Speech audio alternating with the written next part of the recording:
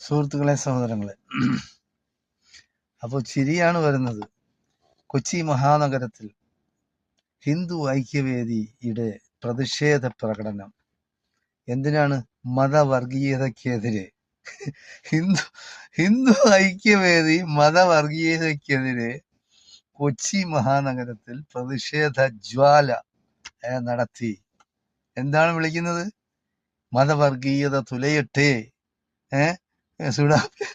എന്താ കഥയാണ്! ആഭിസാരിക ചാരിത്ര പ്രസംഗം നടത്തുന്നത് പോലെയാണ്. ലോകത്തിലെ ഏറ്റവും വലിയ വർഗീയ സംഘടനയാണ് ഈ BJPയും RSS എന്ന് പറയുന്നത്. RSS എന്ന് പറയുന്നത് ഒരു മിലിറ്റന്റ് സംഘടനയാണ്.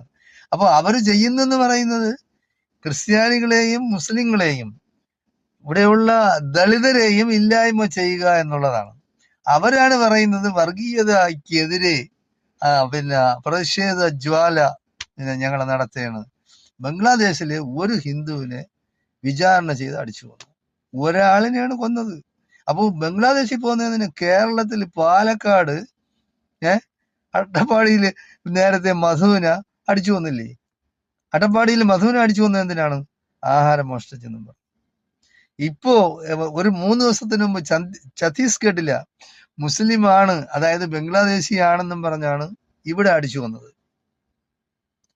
അപ്പൊ ബംഗ്ലാദേശിയെ ഇവിടെ അടിച്ചു കൊല്ലാം, പക്ഷേ ബംഗ്ലാദേശിൽ ഹിന്ദുവിനെ കൊല്ലാൻ പാടില്ലേ? അതെന്ത് നിയമമാണ്? ഇത് ഏത് കാട്ടുനീതിയാ? നിങ്ങൾക്ക് ആരെയും കൊല്ലാം, നിങ്ങളെ ആർക്കും കൊന്നൂടാ.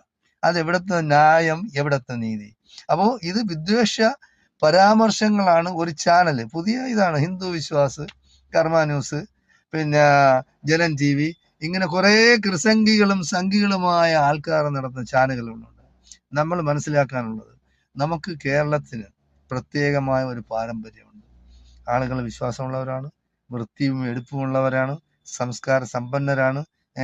ജാതിക്കും മതത്തിനും അതീതരായി നമ്മൾ ചിന്തിച്ച് ജീവിച്ച് പോകുന്നവരാണ്. സൗഹാർദ്ദത്തില് എല്ലാ ജാതിക്കാരും എല്ലാ മതസ്ഥരും ഇവിടെ വേണം.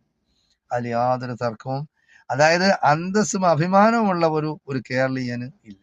അതായത് എല്ലാവരും, എല്ലാ മതക്കാരും ജീവിക്കട്ടെ, അവരവരവന്റെ മതം അനുസരിച്ച് ജീവിക്കട്ടെ.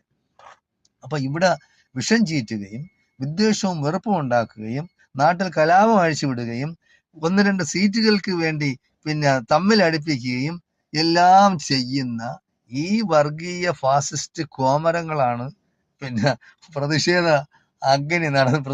ജ്വാല നടത്തുന്ന കൊച്ചിയിൽ. എന്തിനാണ്? മതവർഗീയതയ്ക്കെതിരെ.